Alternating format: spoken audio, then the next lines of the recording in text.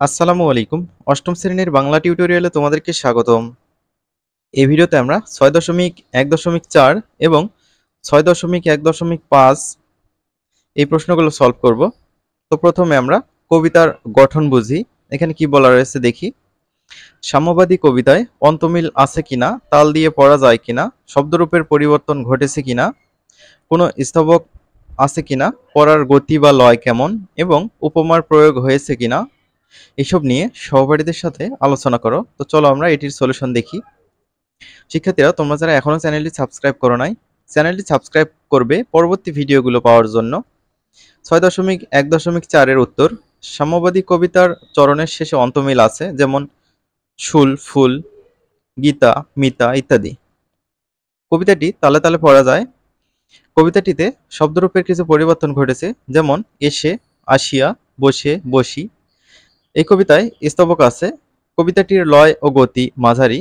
কবিতায় উপমা ব্যবহৃত হয়েছে, যেমন হৃদয়ের ধ্যান গুহা। এখানে হৃদয়কে গুহার সঙ্গে তুলনা করা হয়েছে।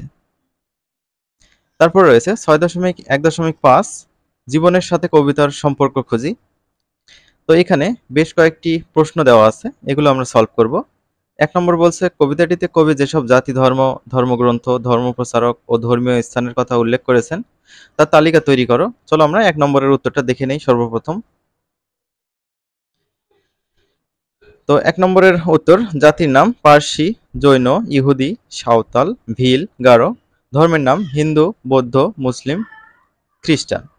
ধর্মগ্রন্থের নাম কোরআন, পুরাণ, বেদ, বাইবেল, ত্রিপিটক, জেন্দাবেস্তা। ধর্মপ্রচারকের নাম হযরত মুহাম্মদ সাল্লাল্লাহু আলাইহি ওয়াসাল্লাম, ঈসা আলাইহি ওয়াসাল্লাম, মুসা আলাইহি ওয়াসাল্লাম, শ্রীকৃষ্ণ, শাকমুনি।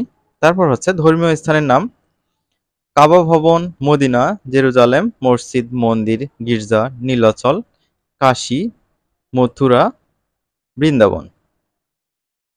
২ নম্বর কোশ্চেন এমন ছিল যে হচ্ছে, সাম্যবাদী কবিতায় কবি কি বলতে চেয়েছেন? কবির বক্তব্যের সঙ্গে তোমার মতের মিল অমিল উল্লেখ করো। সাম্যবাদী কবিতায় কবি বলতে চেয়েছেন, ধর্ম, বর্ণ, গোত্র ভেদে সকল মানুষ সমান। সকল কিছুর ঊর্ধ্বে উঠে তিনি সাম্যবাদ ও মানবতাবাদকে প্রাধান্য দিয়েছেন। কবির বক্তব্যের সঙ্গে একমত পোষণ করি। আমিও বিশ্বাস করি পৃথিবীতে মানুষের অবস্থান সবকিছুর উপরে। জাতি, ধর্ম, সম্প্রদায় নির্বিশেষে সকল মানুষকে সমান মর্যাদা দান করা উচিত। মানুষের মানুষ পরিচয়কে সবথেকে বেশি গুরুত্ব দেওয়া উচিত। ৩ নম্বর প্রশ্নের উত্তর। প্রশ্নটি এমন ছিল, তোমার চারপাশের সমাজের মানুষে কি কি ধরনের ভেদাভেদ বা বিভেদ দেখা যায়? এসব বিভেদ কিভাবে দূর করা যায় বলে তুমি মনে করো? উত্তর, আমার চারপাশের সমাজে মানুষীয় ধর্মীয়, অর্থনৈতিক, বংশগত, সম্প্রদায়গত বৈষম্য দেখা যায়। এসব বৈষম্য চাইলে সমাজ থেকে দূর করা যায়।